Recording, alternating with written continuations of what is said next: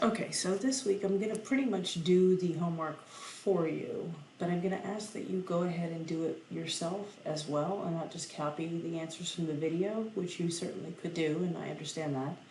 But I want you to experience doing the analysis yourself so that when and if you do this for your own dissertation, you will have experience with it.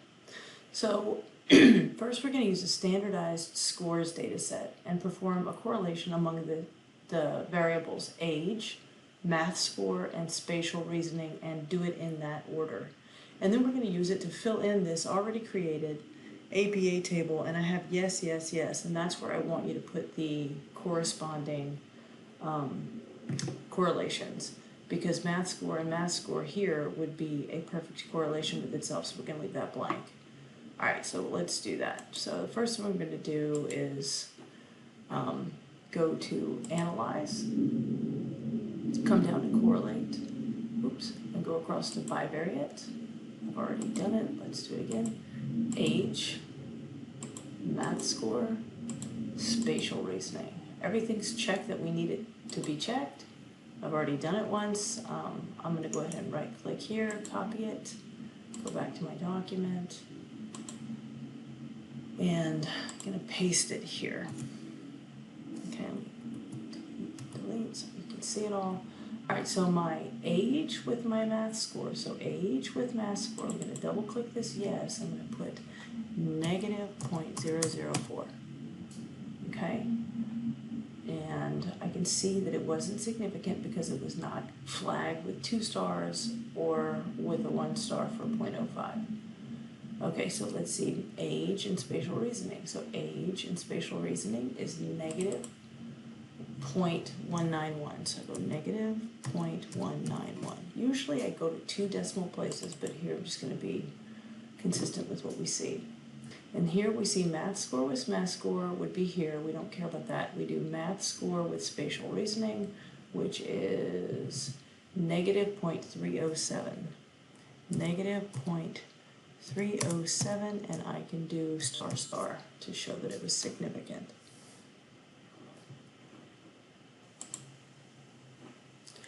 Okay, now it says state null and alternate for each correlation, make decisions to reject or fail to reject the null, and write out the results in APA, and give the coefficient of determination. You will have 3 statements, one for age and math score, one for age and spatial reasoning, and one for math and spatial reasoning.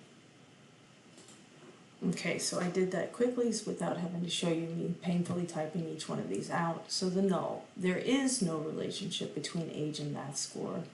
The alternate, I have it as H1, but it could also be as HA. There is a relationship between age and math score.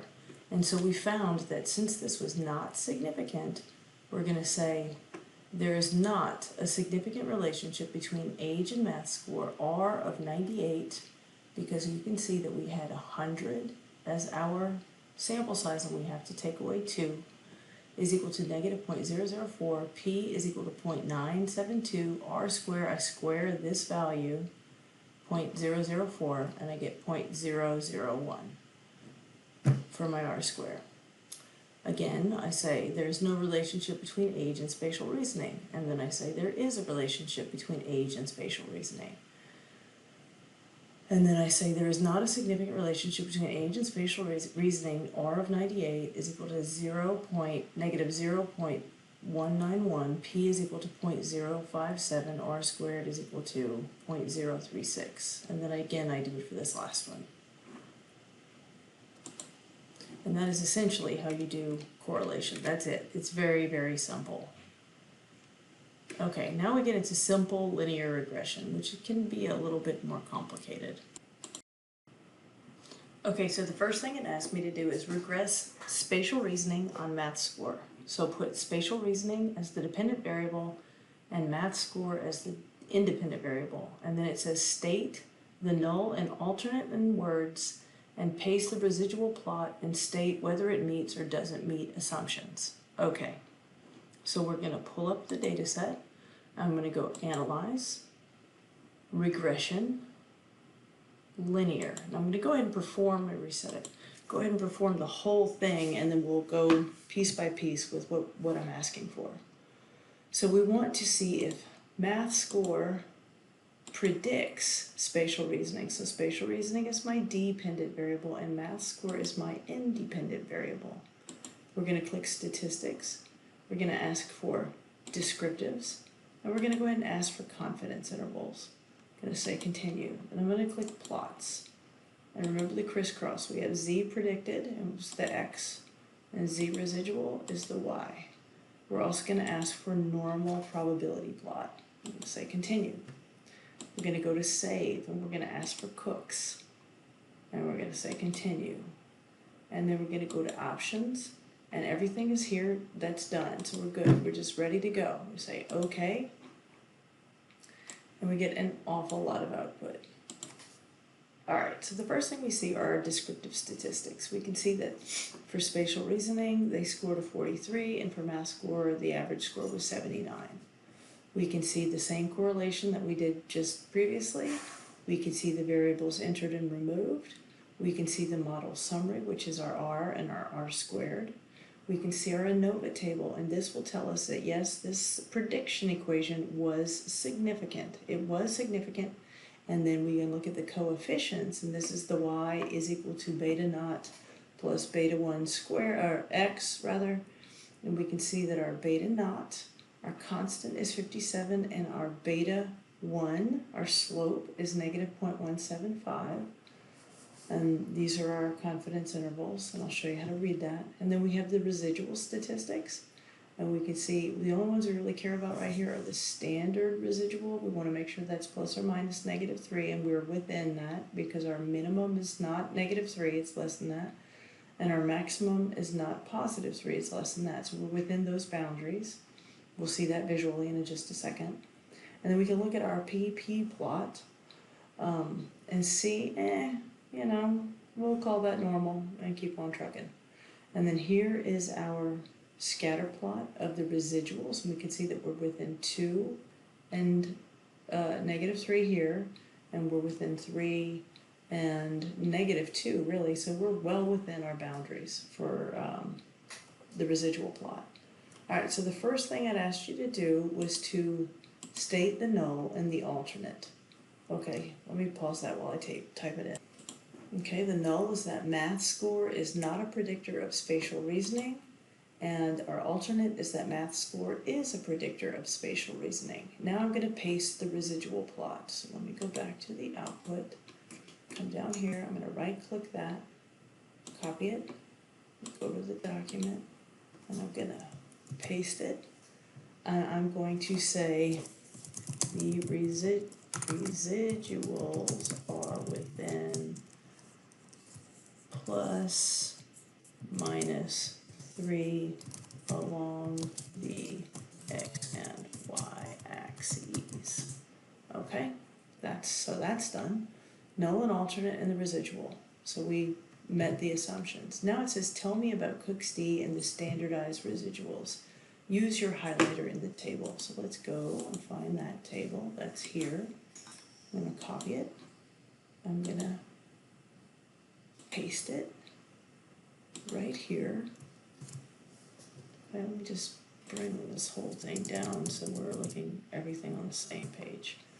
Alright, so we go to standardized residual, and I'm going to say highlight, and I'm going to look at Cook's, and I'm going to say highlight, and I'm going to say, I've already said it here, both Cook's D and the standardized residuals are within range to meet expectations.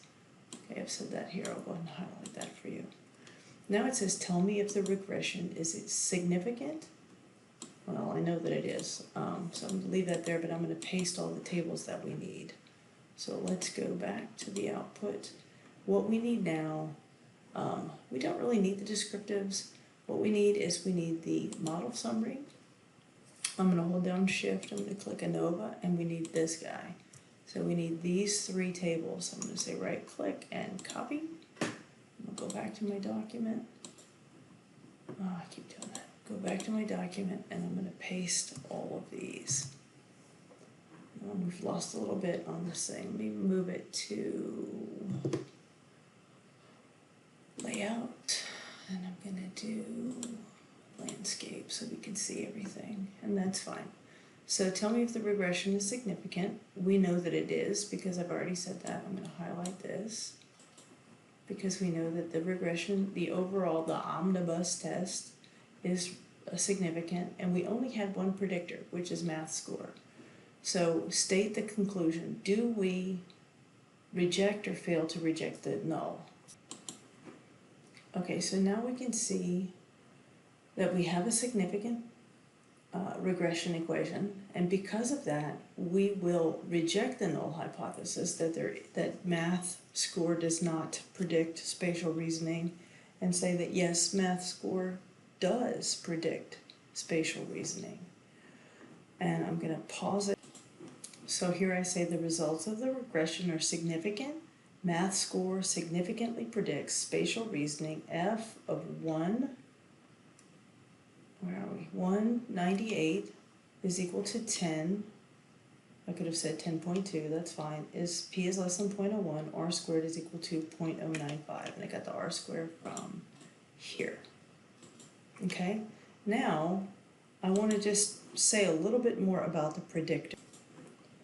So from my R square, I'm going to say 9.5% of the variation in spatial reasoning is attributed to math score. The predictor, math score, was significant, which I can see here. Here is that t value, and here's that p value. So the t statistic was negative 3.198, and our p-value was at 0.002, so I just report that. T is equal to negative 3.2, p less than 0.01, and I gave the 95% confidence intervals. That's typically how we do it in a research article. I'm not super concerned about it, but go ahead and do it for this project just so you can have it in your notes. And you do it in APA by doing 95% CI, and then you use the brackets, and you see that because both are negative, it does not span 0, so we do know that this is significant. Okay. Finally, we say, what would be the spatial reasoning, give the prediction equation for someone who scores 115 on a math score?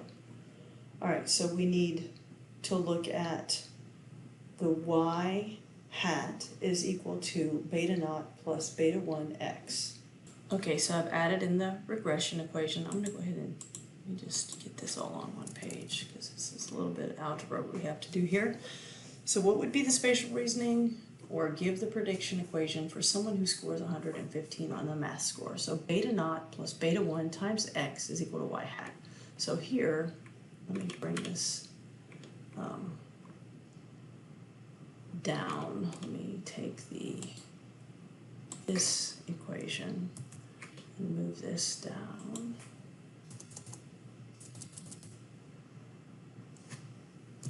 So you can see everything. All right, so we're gonna say this is my beta naught and this is my beta 1, okay? So let me plug in that. So I have 57.54 plus, and I have a negative here because this is negative, 0.175 times the x value that I gave you, this 115. Okay, so I'm going to solve for that, solving for y hat. So 115 times 0.175 is 20.13. It's still negative, so now it's 57.54, really minus 20.13, which I have here. And solving for that, here I have the answer. If someone came in and got 115 on their math score based on these 100 people, I could predict that their spatial reasoning would be a 37.41. And that is that.